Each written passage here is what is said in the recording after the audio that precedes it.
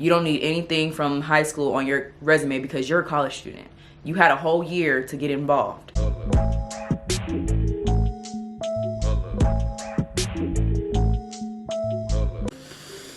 Hey guys, welcome back to my channel. For those that are new here, my name is India. It's so nice to meet you. For those that are returning, it's so good to see you again. It's been a minute since I've done a sit down video, and I'm literally about to record like 2 back to back so I can make sure I'm giving you guys the content that you're requesting. Today's video was requested. I can't remember who requested it, but I will put her name on this screen and I will add you in the comments so that you can see the video. I'm so sorry I did not see your comment. She asked for this video a long time ago, like months to a year ago. I'm so sorry, but I'm praying that this is a better late than never type of situation. You can always improve your resume, so that's what I'm going to be talking about in this video. Things to include in your resume, things not to include, things to include in a cover letter, things not to include in a cover letter, tips for everything, and then I was going to coincide it with tips for interviewing and internships, but given the length of what I have today, that's going to be a separate video. So just be sure to give this video a like, and leave a comment if there's any questions you have or if there's any other videos that you guys would like to request. I'm trying to be back on my content creator stuff, so you know, we gonna pray that if you request a video, it gets recorded in a timely manner. Okay, so now going to the video, I'm gonna be looking at my phone, so that's probably why I'm looking down. I'm gonna start off with the resume, so things to include in the resume. I'm gonna start off with tips and then I'll get into things to include. So tips. I forgot to say what is a resume. So a resume is literally, it's like a worded portfolio and a worded timeline of what you've done and what you've accomplished in your professional career. So it's literally a first impression document. So when organizations, you're going to a career fair or you're going to a conference or you're applying to colleges, applying to scholarships, this is their first impression on what type of student, what type of professional, what type of person you are. So you want to make sure that you're including valuable information on your resume that really speaks to who you are as a person. But within that, you want to make sure that your communication tactics are consistent with what a resume requires. You're not telling a story. Well, you are telling a story, but you're not, this isn't a narrative. So you're not, no paragraphs. They don't want any of that stuff. You want to keep it quick, concise, short. You're probably gonna hear me say that a lot throughout this video. But yeah, a resume is essentially their first impression, and they're literally gonna skim top to bottom. If they don't see anything that piques their interest, you're out of there. So you want to make sure that you're really tailoring the information that you put on there to make you stand out from others. Hope that helps. But places to find resumes and cover letters. You can go to Canva. You can look online. So like just search resume templates, cover letter templates, find it there. Microsoft Office. So you can go to Microsoft Word, type in resume, type in cover letter. There should be templates that pop up. Google Docs. Type in resume, type in cover letter, there should be templates that pop up for you.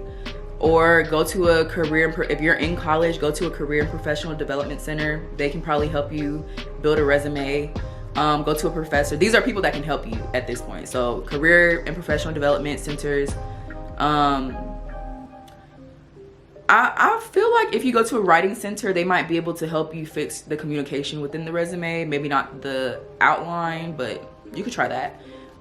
Professors, so like those are people that can help you, and then what I said before, those are resources that can give you a template to follow. So tips for resumes. Number 1, make sure it's 1 page. Now if you've grown, you in your 30s, your 40s, and you know you have a whole bunch of stuff going on for yourself, perhaps you can have more than 1 page. But genuinely speaking, within college, they don't want anything longer than 1 page. They don't care how much experience, they don't care. You better make it fit on 1 page. If they have to turn your resume over to the other side, or if they have to flip to another page, they are literally going to throw your resume out. Every single resume building class or workshop I've done within college at FAMU, that's just common knowledge. You cannot have a resume over 1 page. So it's not like, okay, FAMU told me this, they're telling me that. No, everybody is saying make sure your resume is 1 page. So Make sure you figure out how to fill up one page, or you figure out how to condense to one page, but it only needs to be one page. Next, most of the time people are going to glance and skim through your resume, so they are not going to take the time to sit down and read every single thing that you've done. So you need to really make sure that you are being strategic in what you're putting on your resume, because you want your resume to stand out. So if you are filling your resume with a whole bunch of crap and a whole bunch of stuff that has no relevance, they're gonna throw your resume out. And I'm gonna talk about, you know, what to do in the case that you don't have that experience, but don't fill your resume up with like just fillers.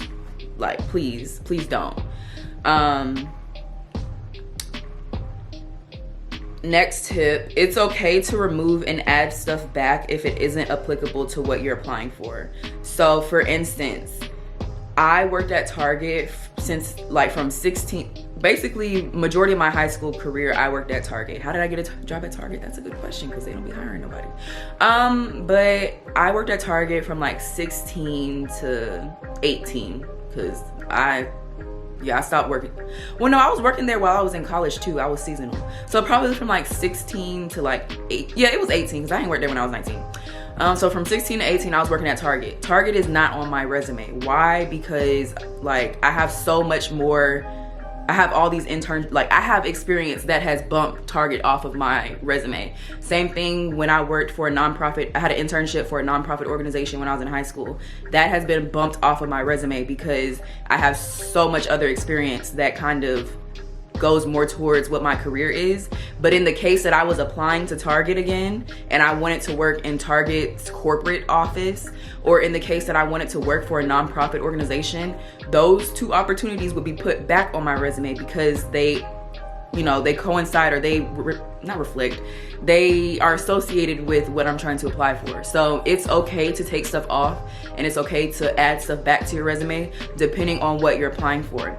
The whole goal of your resume is to show someone that you're qualified. Why should they select you to work for their company? So if you have experience that reflects what you would be doing on that, with that company, or you've worked for that company before, add that thing back to your resume, honey. Okay, it's okay to take off and add back depending on what, you know, you're applying for and what's needed for that position.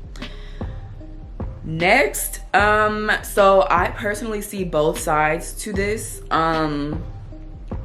Some people prefer to put their experience in order by date. Others prefer to put their experience, so that could be job experience, or that could be like affiliations, like organizations that you've been in. Some people do it by date, some people do it by importance. Me personally, I do it by date. I know my affiliations are by date. So that means whatever's most recent is at the top, whatever's, you know, it's been a minute is at the bottom. Some people might alter that and order it by importance. So like say if I'm applying for a PR job and one of my affiliations is that I've worked at Journey Magazine for Florida A&M University as a PR associate. Say I did that 2 years ago, I might bump that up to the top of my affiliations because it's related to the opportunity. Some people do that, some people keep it just dated. I'm gonna leave that up to y'all, or, you know, ask a professor what they prefer, because I personally, that's one tip that I'm like, I don't know, because I see both sides. As far as job experience, I've seen the same thing where some people put their job experience by date, like the most recent at the top, and then, you know, as you go down, it gets to like what you did like a couple years ago. Some people also alter that. I would say keep it in order by date and just make sure whatever is on your resume reflects whatever you're trying to apply to. That way, as they're reading down, they can say, okay, they have a lot of experience.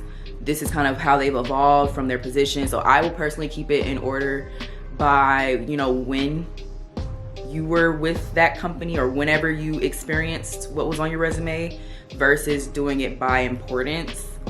But again, consult with somebody else, go to the career center, go to, you know, whoever to, you know, be a second opinion for that. Next, I should have included this within the tips. I might cut it and insert it. It's okay to have high school stuff on your resume as a freshman in college. Me personally, by the end of my first semester at FAMU, half of my high school accolades were no longer on there. By that time, you have a GPA. By the end of your first semester in college, you have a GPA, so you need to make sure that your college GPA is on there. With that, you need to, I mean, you don't have to join, but you want to get yourself out there, get experience. So join organizations, see what you are into. Like, by the end of your first semester in college, you want to start taking stuff off from high school. By the end of your first year in college, you don't need anything on your resume from high school. So it's okay if they see that you're a college freshman. It's okay to have a couple things from high school. By the end of that first semester, half of it needs to be off. And by the end of your first year, you don't need anything from high school on your resume because you're a college student. You had a whole year to get involved. So you need to have stuff on your resume that speaks to your college experience, not your high school one. They don't want to see high school stuff when you're applying for internships. Now, if you had an internship in high school, so if you did like work, it's not work studies, work-based learning. If you did work-based learning, put that on there because that's an internship. But they don't want to see, hey, I was the captain of my high school volleyball team. I got the highest GPA. I got the GPA award for having a 4.0 GPA and being on the team. They don't want to see that when you're an incoming sophomore in college, because what did you do this entire past year? You feel me? So make sure all that high school stuff is off your resume by the end of your first year. And if you haven't entered your first year, this is your sign to make sure you get involved and to make sure you get experiences so that you can take all of that stuff off of your resume. Okay, now moving on into things to include on a resume. So make sure you include your name. Make sure you include your address. Now this is in order, like from top to bottom of like what needs to be included in what order. So you definitely want to include your name at the top, and you want your name to stand out, so your name should be like a header. Then you want your address, phone number, and email. I do one single line: address, phone number, email.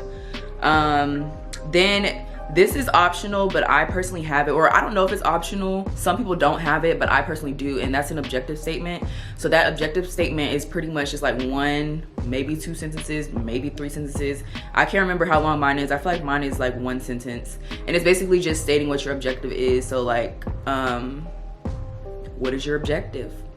And if you need help coming up with an objective statement, use resources like ChatGPT, because it will create, like, some people are against it, but that stuff, like that platform is really helpful.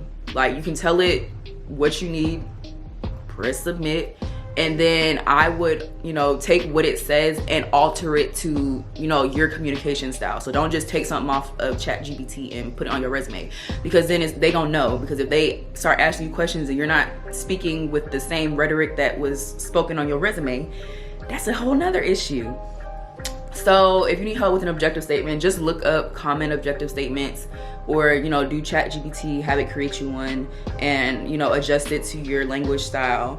Under that, I personally have my education. Some people put this at the top, some people don't.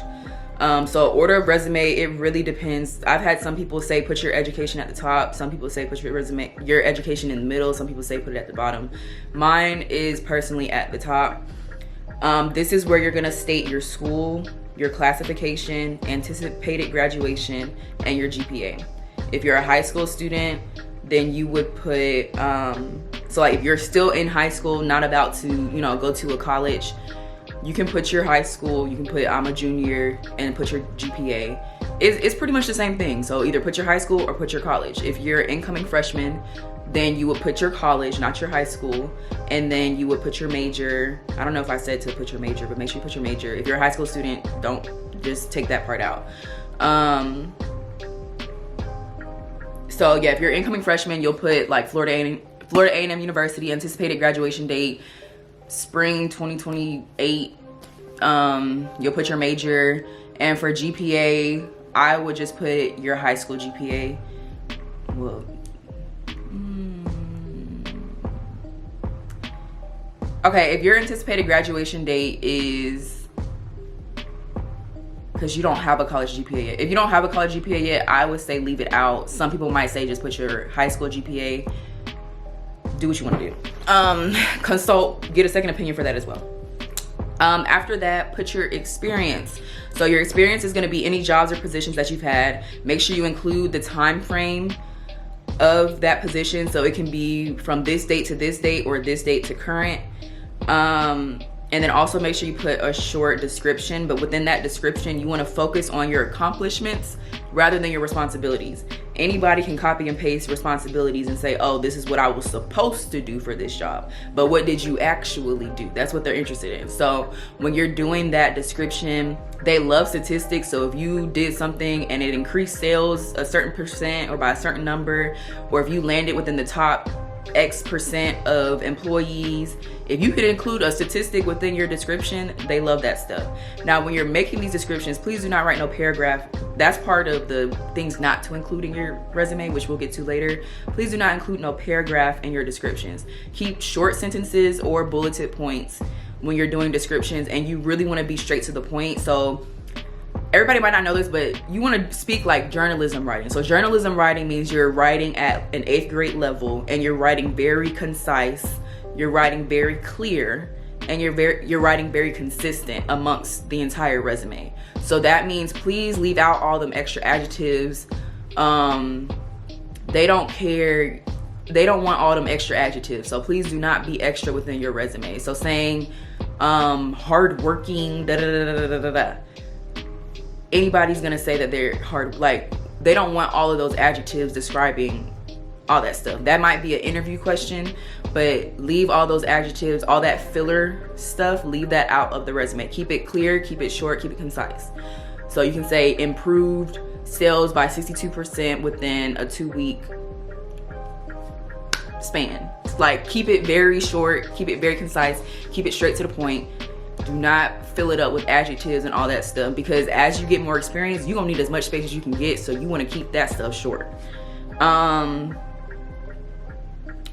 What else? Yeah, again, just make sure you're focusing on accomplishments rather than responsibilities within those descriptions.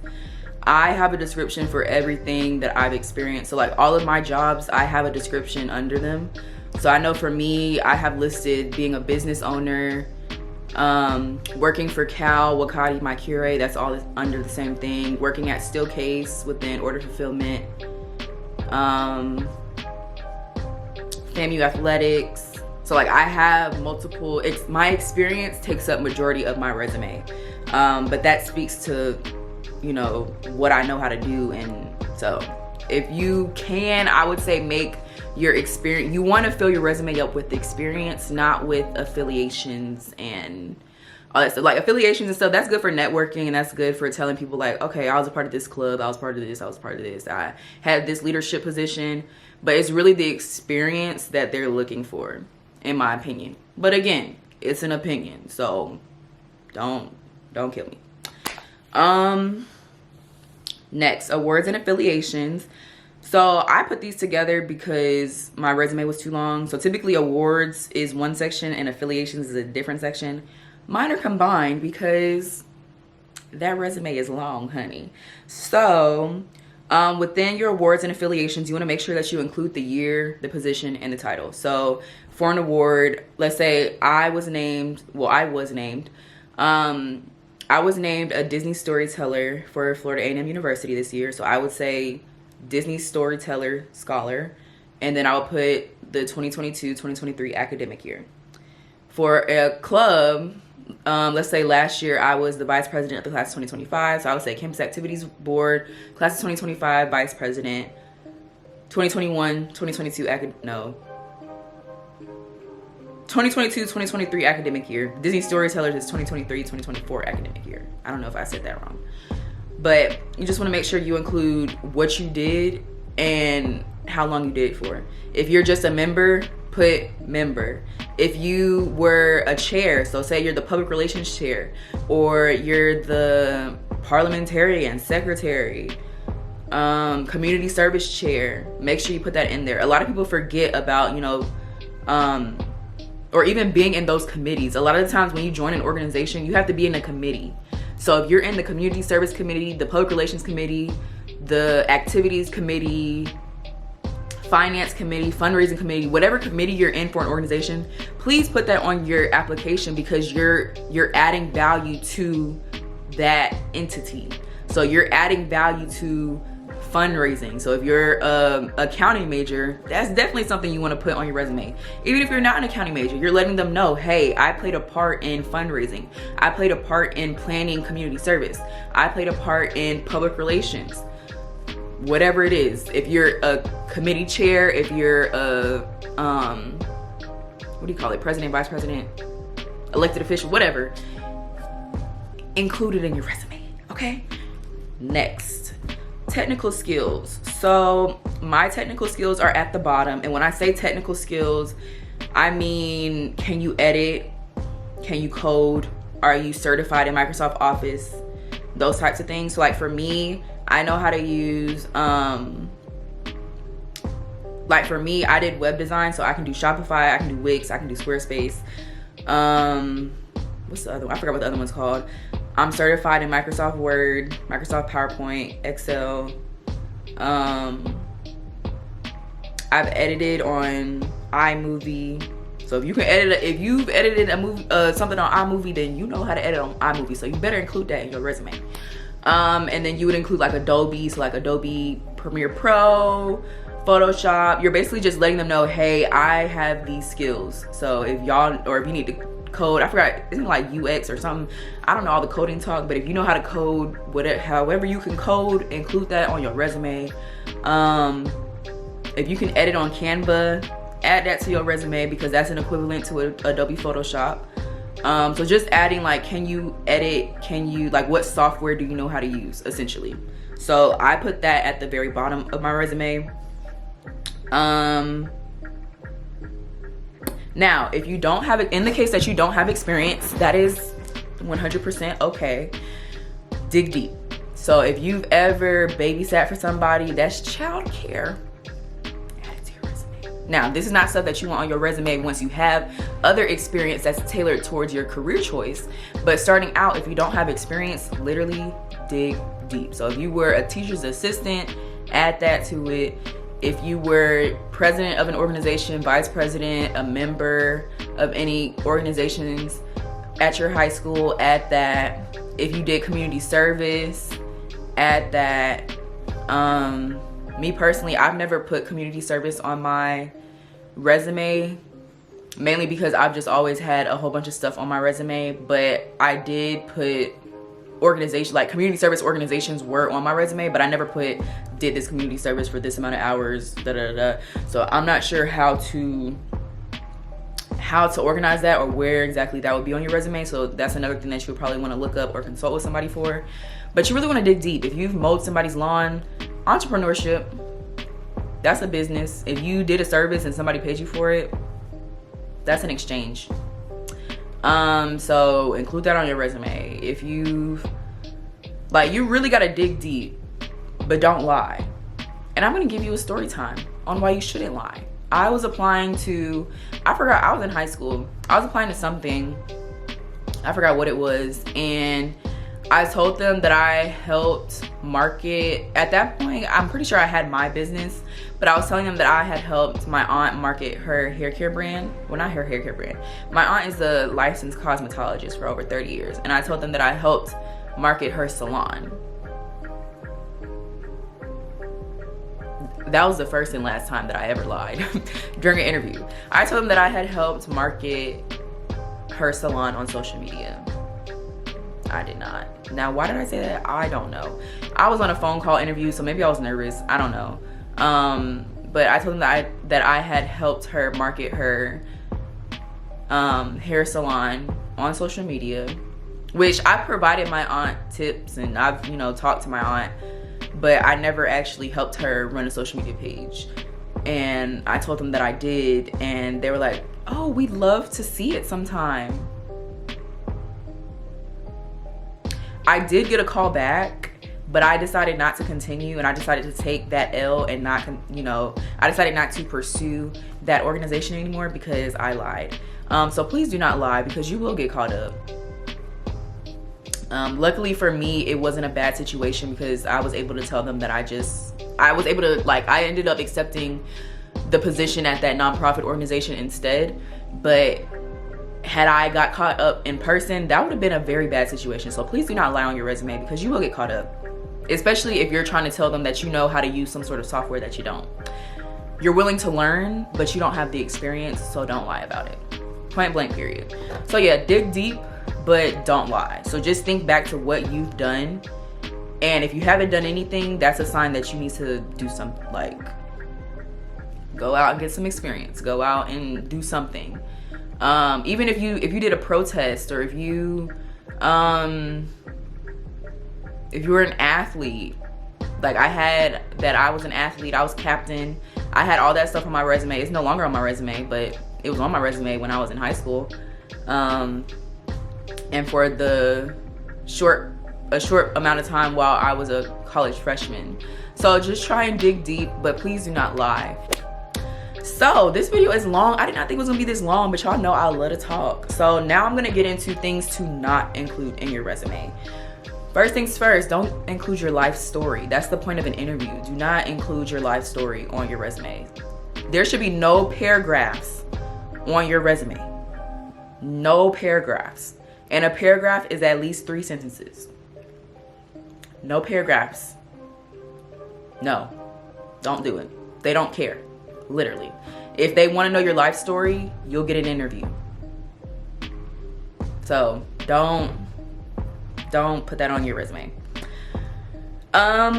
Next thing not to include on your resume, your references. Now, I used to have references on my high school resume. It might be fine for high school resume, because I know a lot of like scholarship opportunities, they want to be able to, but I would generally say take it off. Even of your high school one, I would say take it off, because there's always a separate place for you to add your references. And in the case that they do want your references, they can reach out to you and ask for them. So there's no need to put references are available upon request. There's no need to put list out 3 people on your resume, put their contact information, because it's literally just taking up space. The resume is about you. So why are you putting other people's contact information on your resume? If that makes sense. Like, if they need your references, they'll figure out how to get them, but they need to reach out to you. That's giving them more reason to reach out to you so that they can get your references. So please do not put that on your resume. Next thing not to include, maybe I need to do a separate video on cover letters, because this is already like 20 minutes and I don't want an hour-long video. Next thing not to include on your resume, please do not include a picture of yourself. Do not put a picture of yourself on your resume. Save that for your cover letter. Yeah, do not put a picture of yourself on your resume. Every single job you've ever had, please. Now, starting out, if you worked at Kroger and you worked in guest services, that's customer service. So yeah, you can put that experience on your resume. But as you start getting other experiences, they don't want to see that stuff. So like, my first job was at Brewster's Ice Cream, and I was a shift leader. That's not on my resume. I worked at Target. That's not on my resume. I worked for a nonprofit organization as an office intern. That's not on my resume. So it's like, unless that, like I said before, unless that organization, that company is what you're applying to. So say I'm applying to Kroger to work in corporate, or I want to be a manager, I'm gonna add Kroger back to my resume because it's relevant to what I'm applying for. But they do not want to see every single job you've ever had. So please choose what you decide to put on your resume for experience as far as jobs. Please choose it wisely, because they don't want to see all that stuff on your resume. Next, please. I already said this, but too many adjectives. Please keep it simple and straight to the point. They do not want to see hard worker. Like, keep it simple. Don't put too many adjectives within your writing. They don't care. Next, unprofessional fonts or multiple fonts. I would just keep it at Times New Roman or like anything similar to Times New Roman. Keep your fonts consistent. You don't want your name to be one font, the rest of it to be a different, like, keep your fonts consistent throughout the entire resume. Keep the font sizes consistent throughout the entire resume. So all your headings need to be one size. All of your subheadings needs to be one size. All of your body text needs to be one size. Those three can, you know, be different amongst each other, but within those respective sections, so all of the headers need to be this size. All of the subheadings need to be this size. All of this body text needs to be this size. So keep your fonts and font sizes consistent throughout the entire resume. If they see anything that's inconsistent, they're probably gonna throw your resume out. Because resumes are literally first impressions. So whatever they're looking at, if it doesn't look good, if they see any errors or anything, they're throwing it out. Which leads me to my next one. Spelling and grammatical errors. You're literally done. If you misspell something, you're literally done. Please do a spell check before you print your resume out. They do not want to see spelling errors in your resume. So that's an automatic, you're done. If you have spelling errors in your resume, you're literally done.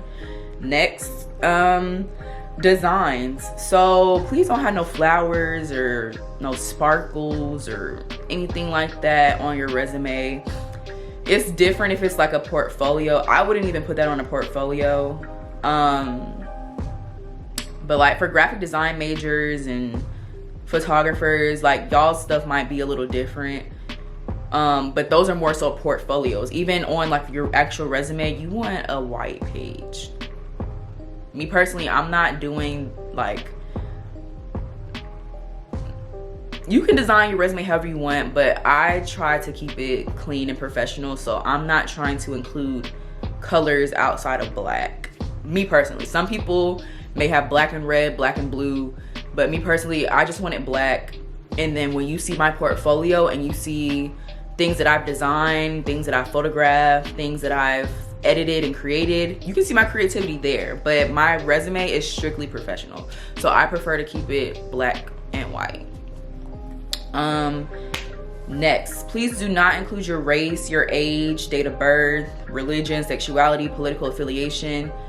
That's stuff that they can find on an application or stuff that they can find out when they interview you, but there's no need for you to put that on your resume.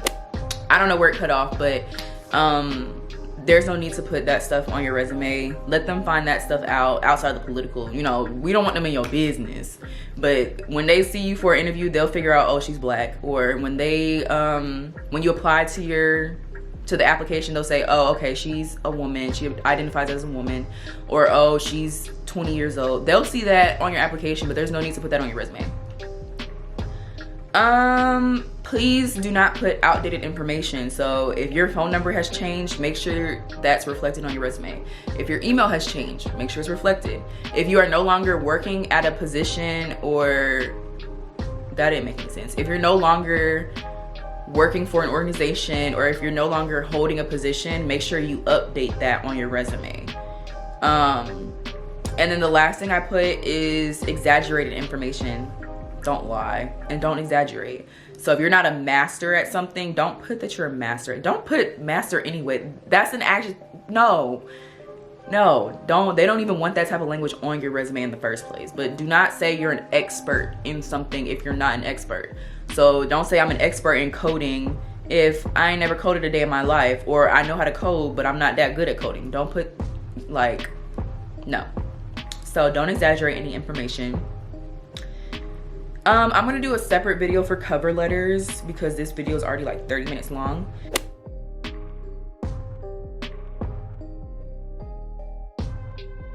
The difference between a resume and a cover letter is a letter. So you're saying, dear whoever you're giving it to, and it's personalized. So within the cover letter, you wanna make sure it's not a long letter. So you wanna keep it, again, short, keep it concise.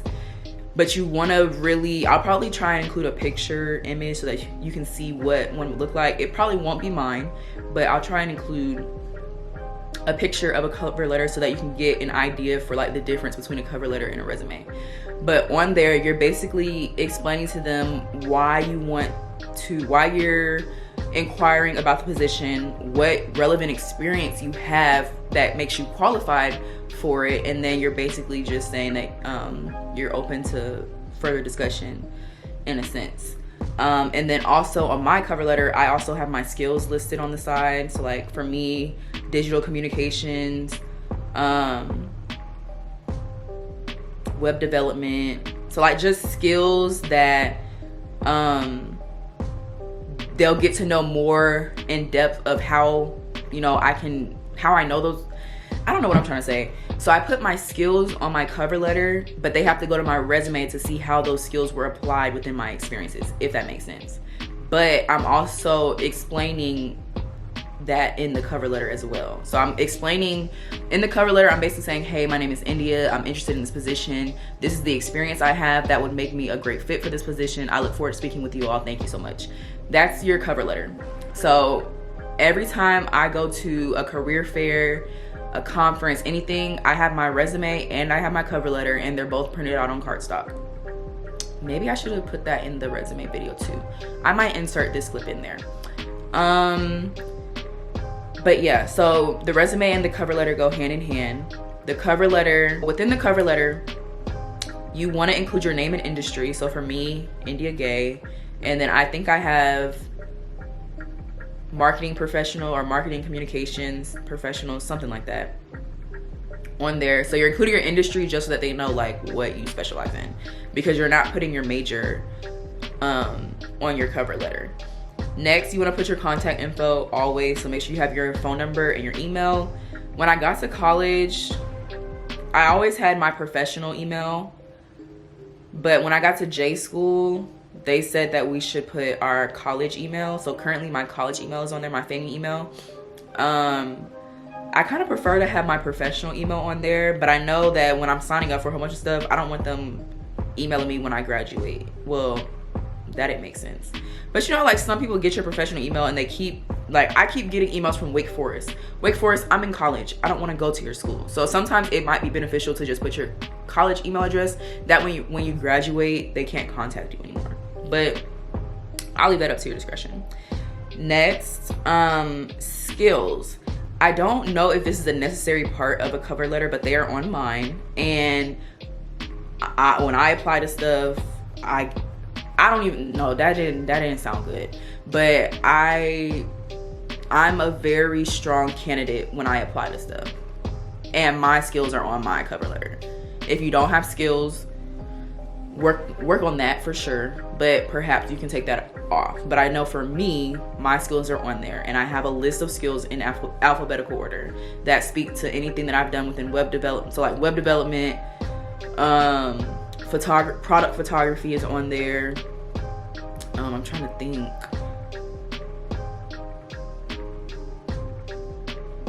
Sales, because I've worked in sales. Visual storytelling, I don't think that's on there, but I can't think of what's on there, but I have that on. Perhaps this will be the same video because this cover letter section is very short. So yeah, skills.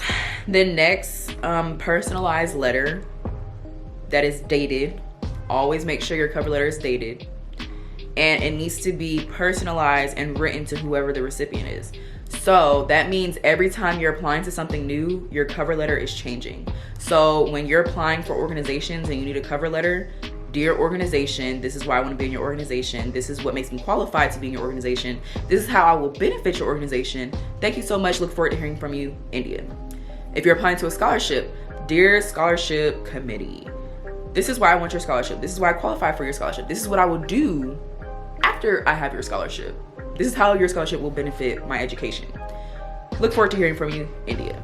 If you're applying to a job, dear job manager, this is why I want to apply for your job. This is why you should put me in this position for your job. This is what I would do if I worked at your company. Look forward to hearing from you, India. So as you're applying to different positions, your cover letter changes. Your resume changes too, but not in the sense of the cover letter, because the cover letter is written directly to those people. And then I already talked about places to find resumes and cover letters, so I think we're good in that aspect. As far as length of cover letter, I can't even tell you how long mine is, but I know the letter part is not the full width of the page. It's kind of like a small section of the page, and then on this side is my picture. So like this side would be my picture, contact information, skills, my name and industries at the top, and then this part, this chunk of the page is the actual letter. So I would say maybe the sentences are maybe like, there are some that are one sentence, some that are two sentences, some that are, I can't even, y'all, I don't know. But the cover letter is not long, so you're not writing a long letter. I feel like as far as paragraphs, it's maybe 3 to 4 paragraphs, but there are 3 to 4 short paragraphs, which means that there's maybe like 2-3 sentences in there. So yeah, that's the cover letter. I feel like I kind of included everything. If I didn't, just leave a comment. Let me know any questions that you have. I think that's a wrap for this video. I'm about to record the interview and internship video. Oh, and I have to record the video about why I lost my scholarship at FAMU. Okay, so y'all might see this outfit a couple of times, but that's okay. Don't judge me. You know, we all family. Anywho, I hope y'all enjoyed this video. If y'all have any questions, let me know. Make sure y'all follow me on social media. Follow my business page too. Get you some hair care products on SynaISymone.com. And yeah, losing my voice. I will see y'all in the next video.